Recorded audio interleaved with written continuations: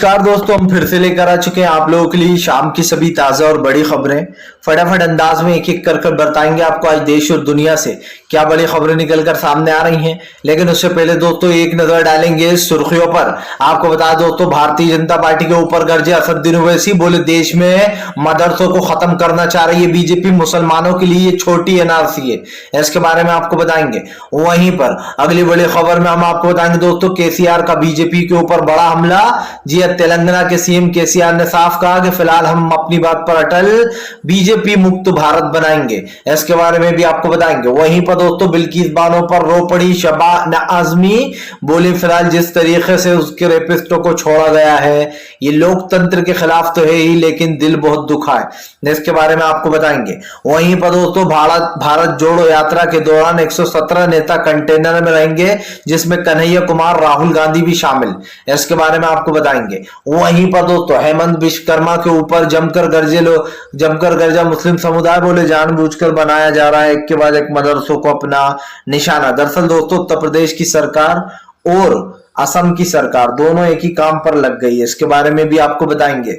वहीं पर अगली बड़ी खबर में हम आपको बताएंगे दोस्तों, जिन मदरसों को मान्यता नहीं मिलती आर्टिकल 30 के तहत, ये लोकतंत्र के अंदर आता है, लेकिन उसके बाद भी उन मदरसों की जांच की जा रही है। इसके बारे में भी आपको विस्तार से बताएंगे। वहीं पर अगली बड़ी खबर में हम आपको बताएंगे दोस्तों, जी दरअसल आपको बता दें, मुस्लिम छात्रा हिजाब गर्ल ने दोस्तों 24 घंटे के अंदर 81 सर्टिफिकेट हासिल किए, वर्ल्ड रिकॉर्ड बना दिया, भारत का नाम रोशन कर दिया है। इसके बारे में भी आपको बताएंगे। वहीं पर आपको बता दें, बीजेपी के ऊपर जमकर बरसे नीतीश कुमार, बोले फिलहाल देश में विकास रुका पड़ा है, ये सब कुछ भारतीय जनता पार्टी के कारण। वहीं पर अगली बड़ी खबर में हम आपको बताएंगे दोस्तों, अखिलेश यादव का बीजेपी के ऊपर बड़ा हमला, बोले फिलहाल देश को बीजेपी दीमक की तरह खा रही है। इसके बारे में भी आपको बताएंगे। वहीं पर ममता बनर्जी जमकर बरसी मोदी सरकार के ऊपर, बोले अगर हमें नोटिस भेजा तो फिलहाल लड़ेंगे कानूनी लड़ाई। इसके बारे में भी आपको बताएंगे। तो सारी खबरें फटाफट अंदाज में एक एक कर देंगे। फिलहाल खैर चलिए बढ़ते हैं सबसे पहली और सबसे बड़ी खबर की ओर। दरअसल दोस्तों आपको बता दें, प्रधानमंत्री नरेंद्र मोदी के ऊपर गरजे असदुद्दीन ओवैसी, बोले देश से मदरसों को मिटाना चाहती है बीजेपी, मुसलमानों को कर रही है प्रताड़ित। इसके बारे में बता दें आपको कि दरअसल असदुद्दीन ओवैसी मदरसों की जो जांच का आदेश दिया गया उत्तर प्रदेश में, उसको लेकर काफी ज्यादा भड़के हुए हैं। आपको बता दें कल एक नोटिस जारी किया गया, जिस नोटिस में यह लिखा था कि जिन मदरसों को सरकारी मान्यता प्राप्त है उनकी एक अलग लिस्ट बनाई जाए, और जो मदरसे प्राइवेट चल रहा है, यानी कि दोस्तों जिन मदरसों को बेसिकली कह सकते हैं चंदा मिलता है या फाउंडेशन के द्वारा चल रहा है, उनकी जांच की जाए। और जिस मदरसों में अगर कोई आतंकवादी संगठन मिले या फिर कुछ कनेक्शन निकले तो उन मदरसों को ढह दिया जाएगा। अब ये तो आप अच्छे समझते हैं दोस्तों कि जिन मदरसों में कोई आतंकी संगठन नहीं भी है, उसमें बीजेपी की शासित राज्य जो है यहाँ पर जानबूझकर मदरसों को टारगेट बना रहा है और कहते हैं कि यहाँ पर जो है यहाँ पर ऐसा है, यानी कि आतंकवादी तालीमों की वो दी जाती, पढ़ाई कराई जाती है। तो दोस्तों इससे साफ दिखाई देता है कि हमारे मुस्लिम समुदाय को लेकर और हमारे हिंदू भाइयों को लेकर जो आपस में बैर पैदा की जाती है वो इसी मुद्दे पर की जाती है। आप देख लीजिए, अब मदरसों की जांच की जा रही है। असदुद्दीन ओवैसी ने कहा कि क्या भारतीय जनता पार्टी को कोई हक नहीं है कि वो मदरसों की जांच कराए।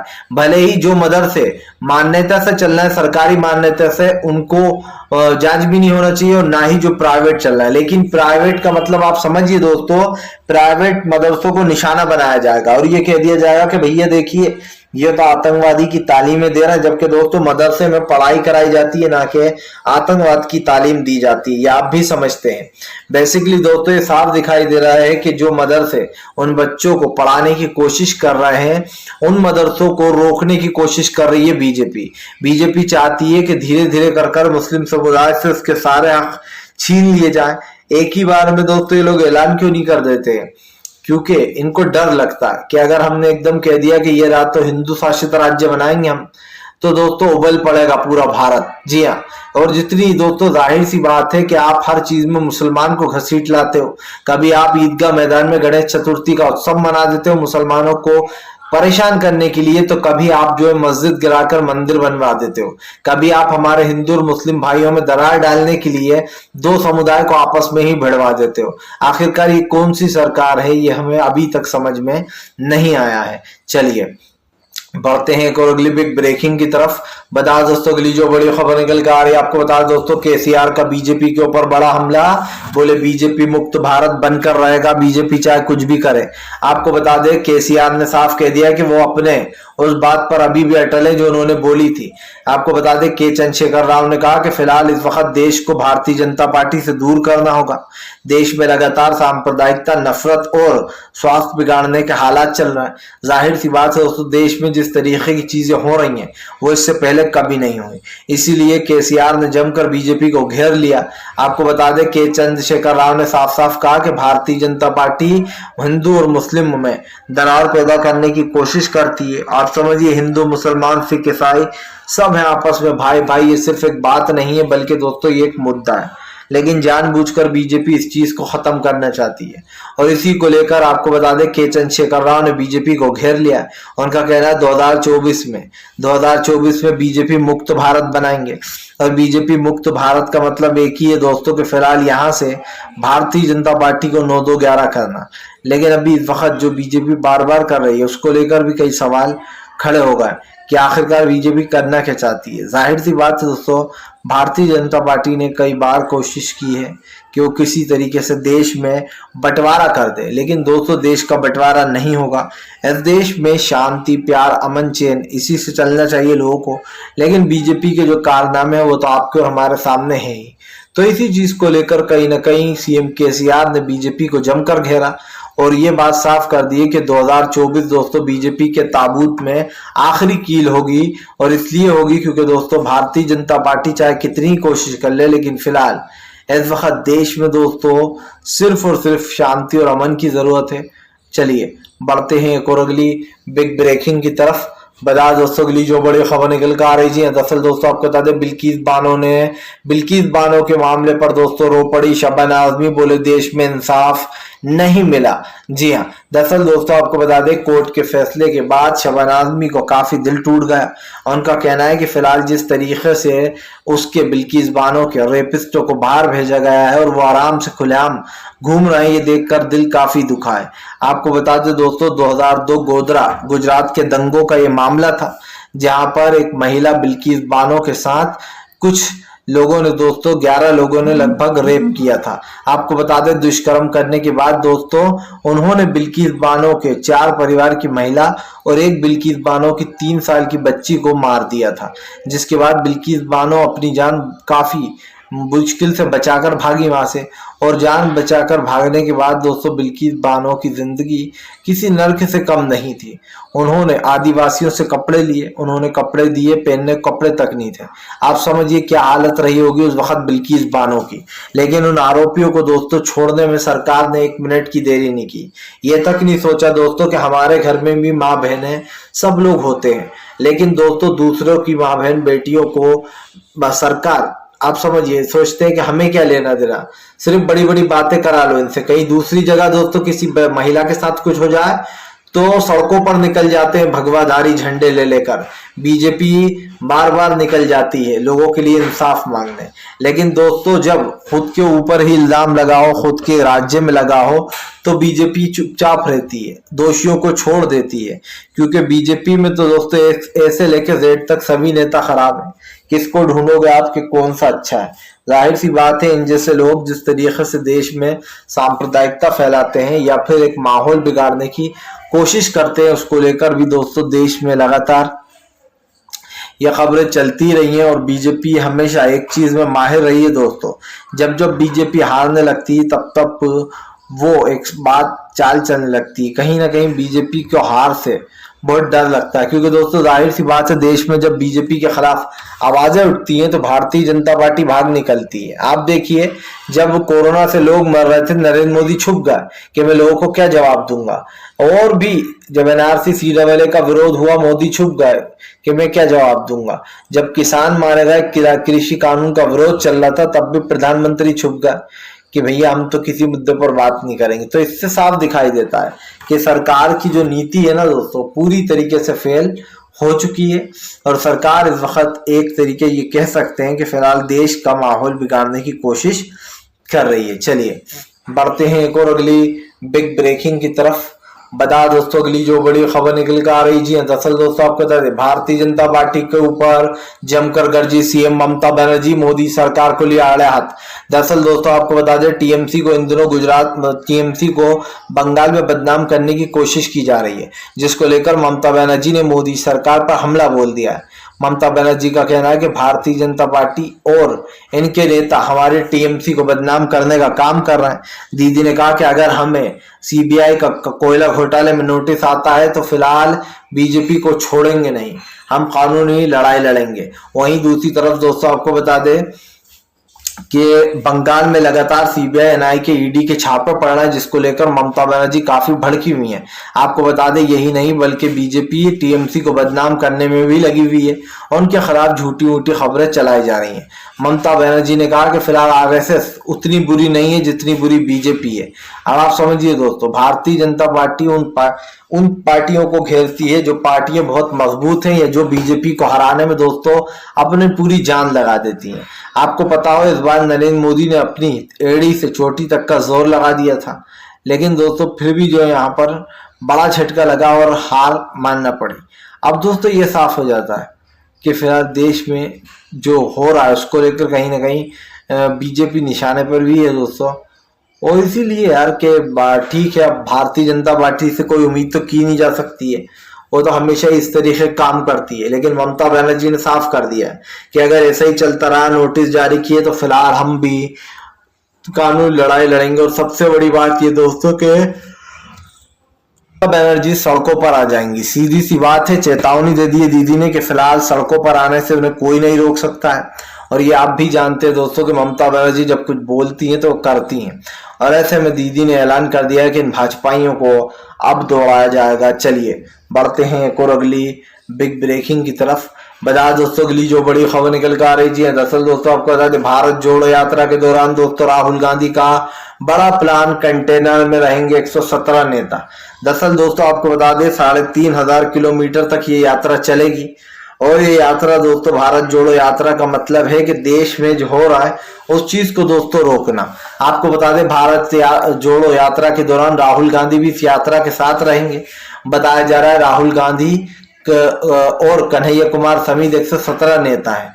और ये 17 के 17 नेता दोस्तों जो एक तरीके से ये कह सकते हैं कि वहां पर जितना भी जो ये बिगाड़ने का काम किया जा रहा है या फिर भारत में जो एक छवि बिगाड़ी जा रही है दोस्तों कांग्रेस की, हिंदू मुस्लिम भाइयों को लड़वाया जा रहा है, इस चीज को सुधारने के लिए ये सब कुछ कर रहे हैं कहीं ना कहीं। और इसी चीज को लेकर जो है सीधा है कि अब भारत में इस चीजों को खत्म करना होगा दोस्तों। क्योंकि जाहिर सी बात है भारत जोड़ो यात्रा सिर्फ एक यात्रा नहीं है, बल्कि ये एक मकसद है दोस्तों। जो आज हमारे देश में सांप्रदायिकता फैल रही है या फिर एक दूसरे के धर्म में हम इतने घुस गए दोस्तों कि इंसानियत को भूल गए हैं। और यही चीज सबसे खराब है, क्योंकि जब तक आपके अंदर इंसानियत है तब तक आप जिंदा हो। जिस दिन आपके अंदर से इंसानियत गई तो आप भी गए। और यही मैं इसलिए बोल रहा हूं दोस्तों कि इस वक्त भारतीय जनता पार्टी को समझना चाहिए कि फिलहाल देश में क्या चल रहा है। लेकिन बीजेपी दोस्तों पूरी कोशिश करती है कि वो किसी तरीके से अपने आप को बचा ले। आज बीजेपी को एक बड़ा झटका लग चुका है, क्योंकि दोस्तों इस बार भारतीय जनता पार्टी को आड़े हाथ ले लिया जाएगा। और देश में जो एक माहौल बना रखा है कांग्रेस के खिलाफ, बीजेपी ने अब उस माहौल को तोड़ने का समय आ गया है। क्योंकि जाहिर सी बात है अब लोकसभा चुनाव आएंगे, यानी कि सबसे बड़ा चुनाव 2024 का चुनाव दोस्तों, जिसमें तय हो जाएगा कि इस देश का पीएम कौन बनेगा। जाहिर सी बात है 2024 में नरेंद्र मोदी की उम्मीद कम ही रखें, क्योंकि ये सरकार जितनी जल्दी जाए दोस्तों उतना जल्द हमारे लिए अच्छा है। प्रधानमंत्री ने जमकर राहुल गांधी की बुराई करी, प्रियंका की करी, लेकिन दोस्तों प्रधानमंत्री ये भूल गया कि उनकी पार्टी में कुछ ऐसे लल्लू पिच्चू भरे पड़े हैं जो कि अपनी पार्टी का नुकसान कराने में लगे हुए हैं। तो ये कहना गलत नहीं होगा फिलहाल। चलिए बढ़ते हैं एक और अगली बिग ब्रेकिंग की तरफ। बता दोस्तों अगली जो बड़ी खबर निकल कर आ रही है आपको बता दोस्तों, हेमंत विश्वकर्मा ने गिरवाए मदरसे तो भड़का मुस्लिम समुदाय। दरअसल दोस्तों आपको बता दें, हेमंत विश्वकर्मा ने असम में 3 मदरसे अब तक गिरवा दिए, जिसको लेकर असम के लोग काफी भड़क गए हैं। आपको बता दें, असम के लोगों ने सीधे सीधे ऐलान कर दिया कि फिलहाल मदरसों पर ये जो कार्रवाइयां हो रही है पूरी तरीके से गलत है। आपको बता दें दोस्तों, कल पूरी तरीके से मदरसे गिराए गए और मदरसों को गिराए जाने के बाद भारतीय जनता पार्टी के ऊपर लोग जमकर गरजे। असम में ये मदरसा गिराया गया है और इससे पहले भी 2 मदरसे गिरा दिए गए थे। तो ऐसे में ये कहना कि फिलहाल यहाँ पर जो है ASI की वो दी जाती है दोस्तों, आतंकवादी संगठन की ट्रेनिंग, लेकिन इससे साफ दिखाई देता है दोस्तों कि फिलहाल बीजेपी जानबूझकर ये सब कुछ करती है ताकि देश से धीरे धीरे कर मुस्लिम समुदाय की हर एक चीज को मिटा दिया जाए। और इसीलिए मैं ये कह रहा हूं दोस्तों कि फिलहाल मुझे सब कुछ पता है। राहुल गांधी हो या प्रियंका मैम, तो ये चीजें उनके भी सामने हैं और वो भी समझ रहे हैं कि फिलहाल क्या हो रहा है। इसीलिए मदरसे शहीद करने पर काफी कुछ बोला है लोगों ने, खास कर असम में दोस्तों, क्योंकि असम की सरकार हेमंत विश्वकर्मा की है और हेमंत विश्वकर्मा दोस्तों योगी आदित्यनाथ के नक्शे कदम पर ही चल रहा है। उसको भी वही करना है जो योगी बाबा कर रहा है। चलिए, योगी बाबा करें तो करें, लेकिन कम से कम दोस्तों इसको सुधर जाना चाहिए। फिलहाल चलिए बढ़ते हैं एक और अगली बिग ब्रेकिंग की तरफ। बता दोस्तों अगली जो बड़ी खबर निकल कर आ रही है आपको बता दोस्तों, भारतीय जनता पार्टी के खिलाफ दोस्तों जमकर गरजे अखिलेश यादव। बोले फिलहाल भारतीय जनता पार्टी ने देश को लूटने का काम किया। जी हाँ, दरअसल अखिलेश यादव ने बीजेपी के ऊपर आरोप लगाते हुए कहा कि हर चीज में घोटाले किए जाना, छोटे मोटे घोटाले नहीं बड़े। अखिलेश ने कहा कि भारतीय जनता पार्टी ने कहा था कि हम चुनाव जीतने के बाद इस देश के किसान को सुरक्षित कर देंगे, इस देश की दुकानों को सुरक्षित कर देंगे। लेकिन दोस्तों जिन चीजों के ऊपर जो चीज होना चाहिए वो चीज हो नहीं रही है। तो ये कहना गलत नहीं होगा कि फिलहाल भारतीय जनता पार्टी पूरी कोशिश करती है कि वो अपने हिसाब से चीजों को मेंटेन कर रखे। लेकिन इस वक्त दोस्तों देश में एक अलग भी माहौल है और बीजेपी का इस माहौल में खास कर ढलना दोस्तों ये साफ दिखाई देता है कि भारतीय जनता पार्टी को आने वाले समय में एक बड़ा झटका लगेगा और वो झटका कोई और नहीं दोस्तों बल्कि चुनाव में ही लगने वाला है। अखिलेश यादव ने यह भी कहा कि उत्तर प्रदेश में कोई विकास नहीं हुआ। जीतने के बाद योगी आदित्यनाथ ने काफी वादा किया था कि वो जनता की हेल्प करेंगे, लेकिन अफसोस की बात दोस्तों कि जनता की कोई हेल्प नहीं की गई है। फिलहाल चलिए बढ़ते हैं एक और अगली बिग ब्रेकिंग की तरफ। बताएं दोस्तों अगली जो बड़ी खबर निकल कर आ रही है, नीतीश कुमार का बीजेपी के ऊपर बड़ा हमला। बोले भारतीय जनता पार्टी देश को मेयर खराब करना चाहती है। जी हाँ, आपको बताते चले दोस्तों इस वक्त भारतीय जनता पार्टी के ऊपर जमकर गरजे नीतीश कुमार, और उन्होंने साफ कर दिया कि बीजेपी जब सत्ता में थी तो वो हमारे को काम नहीं करने देती थी, हमारे विकास पर रोक लगा रही थी, लेकिन अब खुलकर काम करेंगे। यहाँ तक कि दोस्तों नीतीश ने यह तक ऐलान कर दिया कि फिलहाल जो परीक्षा थी जो टाली गई थी दोस्तों वो एक ही उसमें होंगी, एक ही दिन में। और ऐसे में अब ये साबित हो गया है दोस्तों कि फिलहाल बीजेपी से अच्छी रणनीति बना लेते हैं नीतीश कुमार और काम भी बढ़िया कर रहा है वो। तो ये कहना गलत तो नहीं होगा दोस्तों कि बीजेपी जब जब सत्ता में रही है बिहार में, उसके चलते बिहार का कभी विकास ही नहीं हुआ।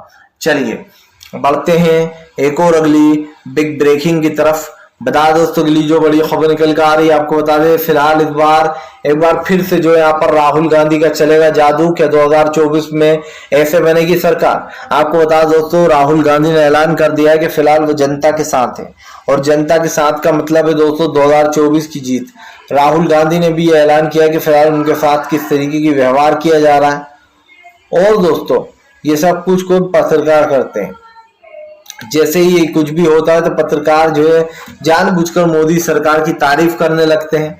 तारीफ करने के बाद मोदी सरकार की चरण वंदना में लग जाते हैं। कल देखिए सुधीर चौधरी कह रहा था कि मोदी खुद अपना पर्सनल खर्चे से कपड़े पहनते और खाना खाते हैं।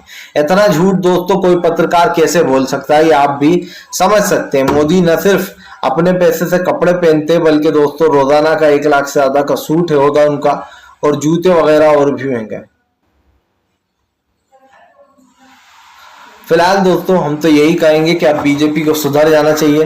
वीडियो अच्छा लगे तो इसको लाइक करें, चैनल पर पहली बार आए सब्सक्राइब करें, पास में एक घंटी आएगी इसको भी दबा दें ताकि हमारे हर वीडियो की जो अपडेट है वो आपको मिल पाए और आप सच्ची खबरों से दोस्तों